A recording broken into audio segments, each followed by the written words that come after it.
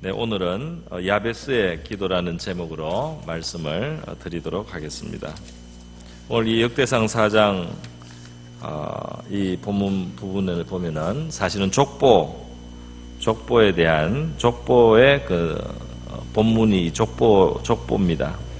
이 족보의 이 문맥인데 그 속에서 야베스라고 하는 한 사람을 그냥 넘어가지 않고, 야베스라는 이 사람은 두 절에 걸쳐서, 그것도 좀 양이 많습니다. 아주 긴 절로 두 절 다 긴데 길게 이 사람에 대해서는 기록을 했습니다. 그래서 다른 사람들 지금 이름만 한번 언급하고 막 지나가고 있는데 사실은 3장, 4장, 1장에서부터 다 계속 그렇습니다. 9장까지인가 이 역대상은 거의 계속 이름만 막 나열하고 있어요. 근데 이 야베스에 와서는 딱 두 절을 할애를 하면서 이 사람의 인생에 대해서, 이 사람의 생애에 대해서 자세하게, 다른 사람에 비해서 상당히 비교적 자세하게 기록을 해놨습니다. 왜 이 사람의 생애는 이렇게 두드러지게 되었나?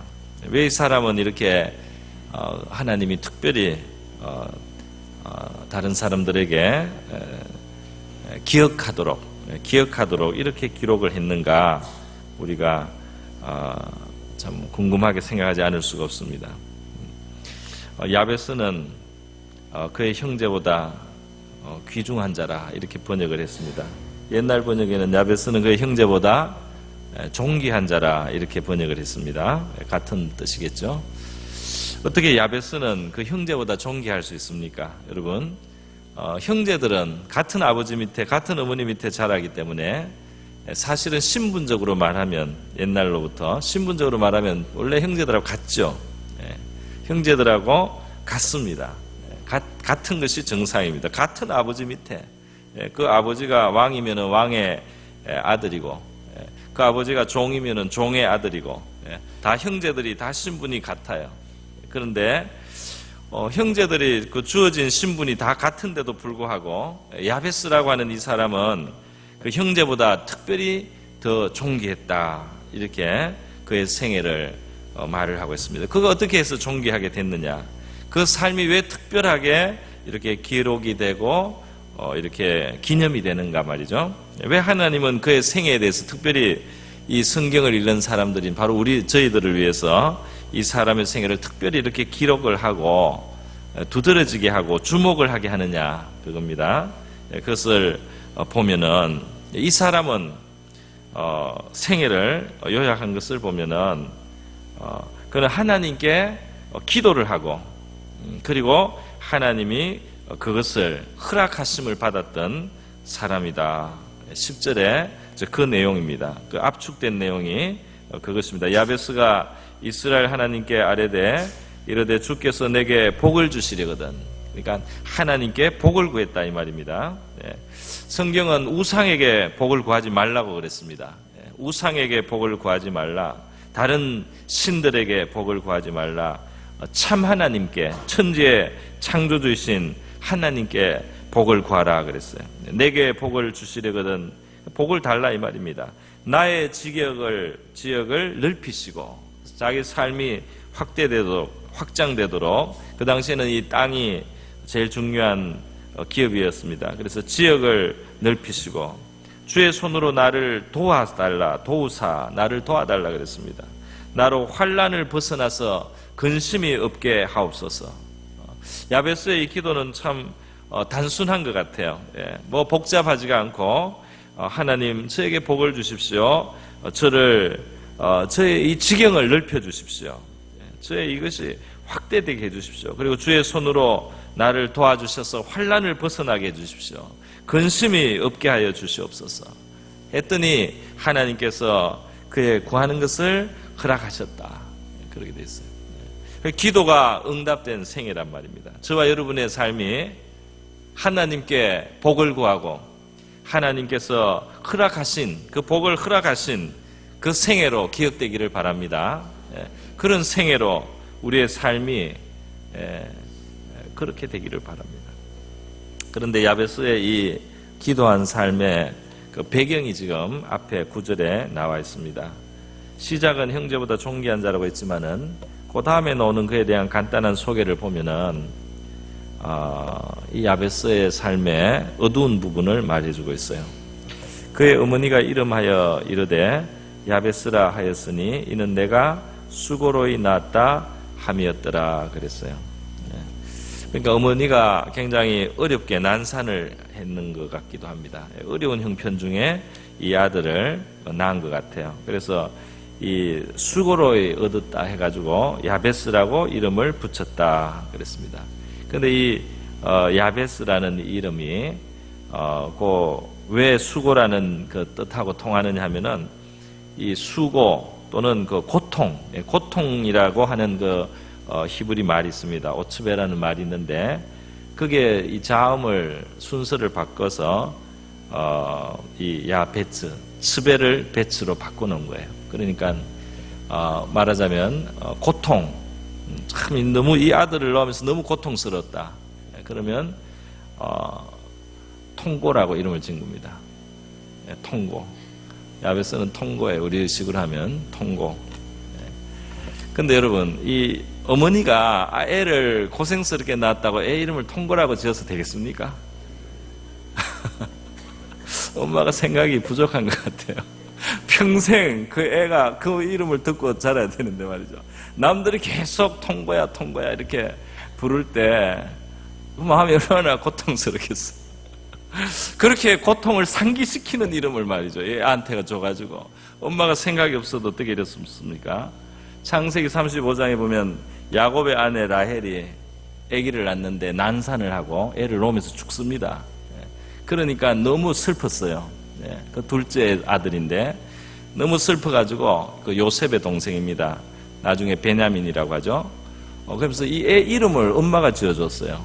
뭐라고 지었냐면 베논이라고 이름을 얘를 베논이라고 하라고 일으키면서 죽어갔습니다. 이거는 내 슬픔의 아들이라는 뜻이에요. 평생 슬픔의 아들. 엄마가 아무리 슬퍼도 애한테 그래서 되겠습니까?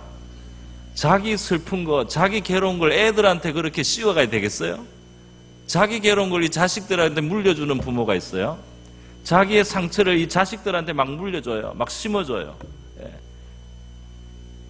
안 좋은 거를 막 자식한테 말해주는 거예요. 이 안 좋은 거를 자식들한테 말해주는 거 안 좋습니다. 자식들한테 남편 욕하면 안 되잖아요. 애들한테 엄마 욕하면 안 되잖아요. 안 좋은 이야기를 왜 자꾸 해가지고 애들의 마음에 상처를 영원히 갖고 살도록 말이죠. 이 실수를 하는 거예요, 부모가. 자기 마음에는, 감정에는 충실하지만은 자식을 배려하지 않은 겁니다. 자식은 평생 그 상처를 기억하면서 살아야 돼요. 부족해요, 이 엄마가. 그런데 야곱의 아내 라헬이 말이죠.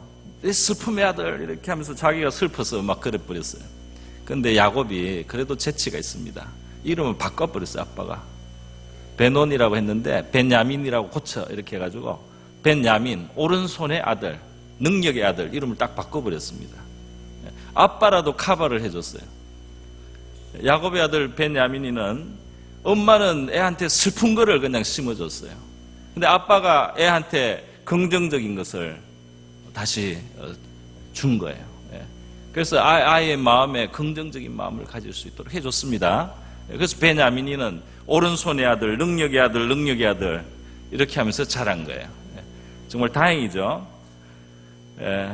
우리 자식들한테 축복의 말을 해줄 수 있기를 바랍니다. 너는 잘 될 것이다. 너는 하나님이 너를 사랑한다. 엄마도 사랑한다. 아빠도 사랑한다.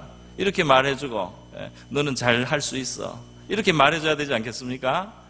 왜 그것밖에 못하냐 맨날 나쁜 것만 자꾸 지적해주고 그렇게 해서 자식을 이 야베스 이 그 통고 고통이라는 그 말에는 고통, 슬픔, 상처받은 거, 습습한 거, 괴로운 거 이런 뜻이 있습니다.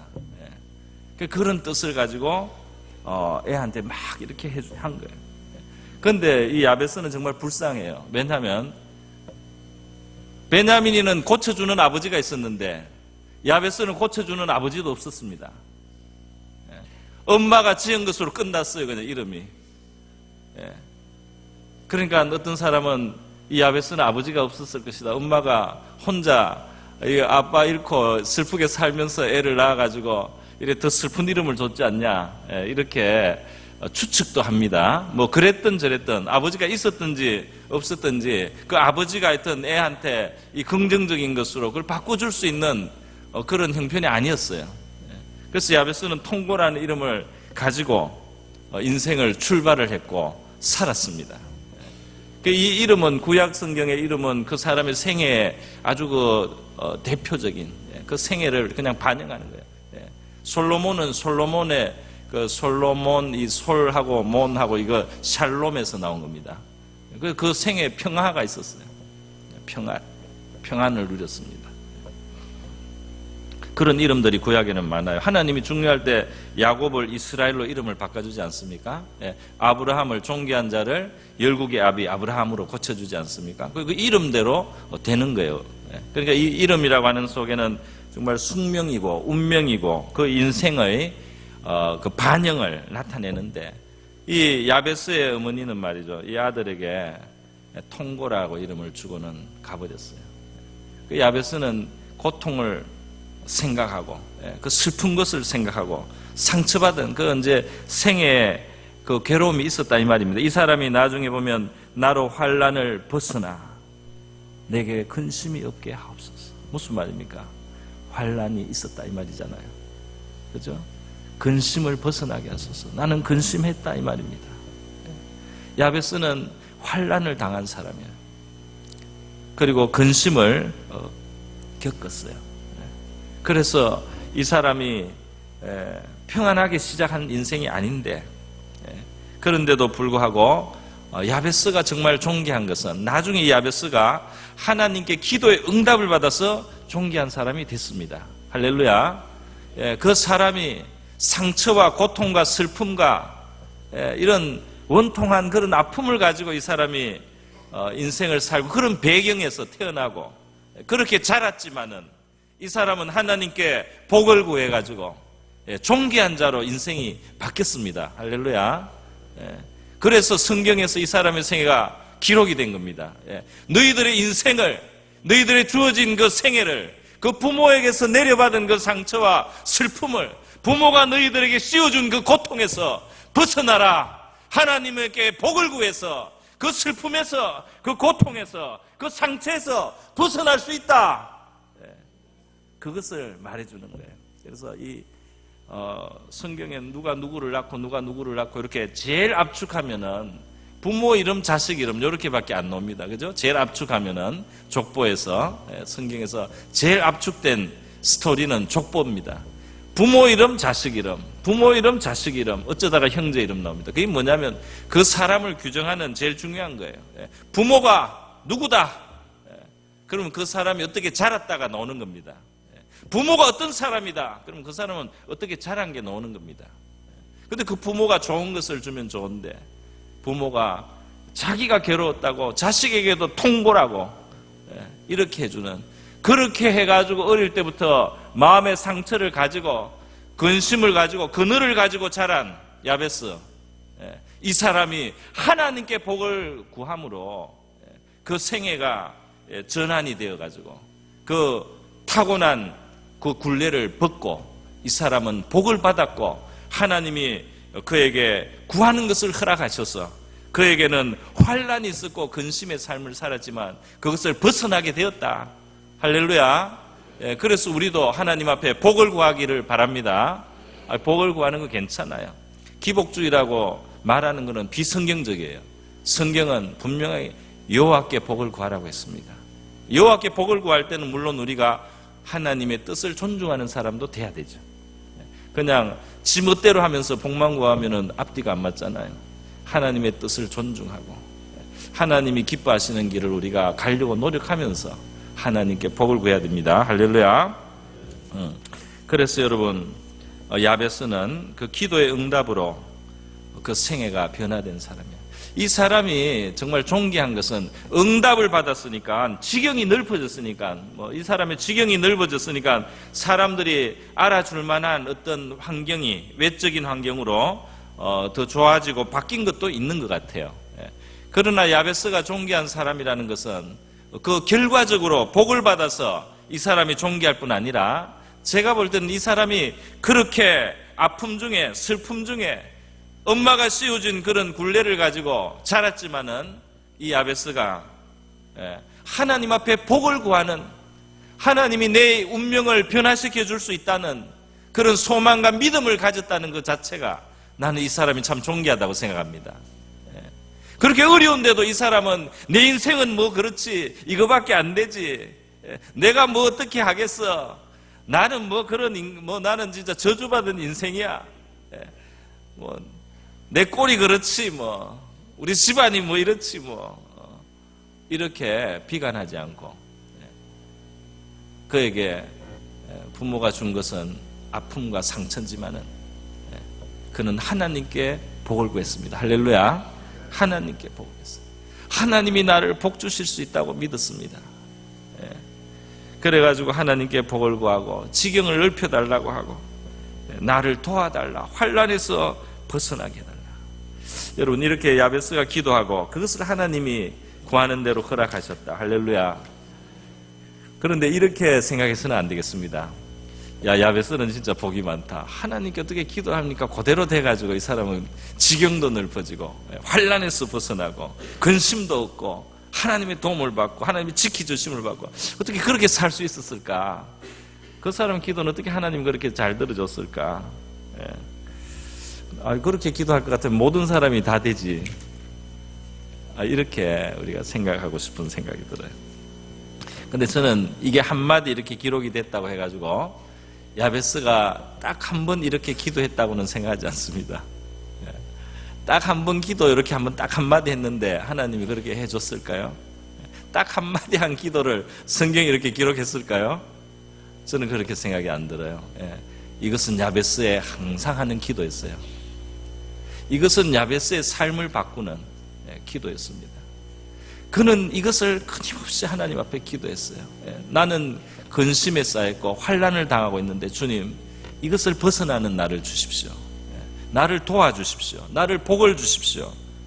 내 지경을 넓혀주십시오. 계속 기도했는데 하나님께서 그것을 들어주신 줄 믿습니다. 그리고 우리의 기도의 진실성은 말이죠, 그 기도를 계속 하느냐로 나타나요. 한 번, 두 번 기도하고는 안 되네 이러고 봐, 기도해도 안 되잖아 이렇게 하고 그래서는 안 되죠. 그러면 그 기도에 자기가 마음을 쏟지를 않는 거예요. 기도는 우리 계속 해야 될 줄 믿습니다. 우리 생애를 바꾸는 기도를 할 수 있기를 바랍니다. 생애를 바꾸는 기도를 우리가 합시다. 하나님 앞에 복을 구하고 만복의 근원이신 하나님께 복을 구하고 우리의 지경을 넓혀달라 그러고 환난을 벗어나게 해달라 그러고 근심이 없게 하사. 성경은 뭐라고 말합니까? 너희가 원해도 얻지 못하면 구하지 아니합니다. 구해라. 좋은 것을 많이 구해라. 그 일화를 보니까 나폴레옹이 어느 날 넓은 땅을 점령을 했는데요.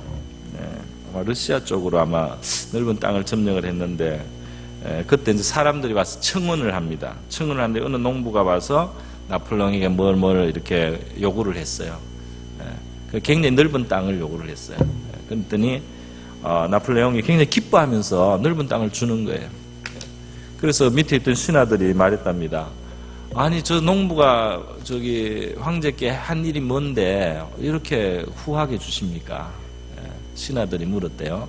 그랬더니 나폴레옹이 저 농부가 굉장히 넓은 땅을 요구했다는 거예요. 근데 내가 기분이 좋다 그랬어요. 뭐가 기분이 좋으십니까? 저 농부는 내가 저렇게 넓은 땅을 기꺼이 줄 수 있는 그런 대단한 황제로 나를 인정을 하고 있다. 나한테 구하면 내가 이렇게 큰 땅도 줄 수 있을 줄로 그렇게 믿고 나를 그렇게 높게 생각하고 나를 대단하게 생각하고 와서 구했기 때문에 내가 너무 기분이 좋아서 준다. 그랬다는 거예요. 우리 하나님께서 크신 분이고 크신 일을 행하실 수 있고 놀라운 일을 행하실 수 있고 우리 인생을 역전시키실 수 있는 분이라는 것을 우리가 믿고 기도하면 하나님께 영광이 됩니다. 할렐루야. 하나님이 기쁘게 여기실 줄 믿습니다. 그래서 응답을 오히려 받습니다. 할렐루야. 요거는 너무 과하다. 그러면서 너무 이렇게 위축되지 말고 하나님의 크심을 우리가 바라보면서 하나님 앞에 담대히 기도할 수 있기를 바랍니다. 성령님께서 오늘 저와 여러분의 기도를 성령으로 인도해 주셔서 하나님 앞에 큰 기도, 담대한 기도 하시고 응답받는 이 아침 될 수 있기를 축원합니다. 다 같이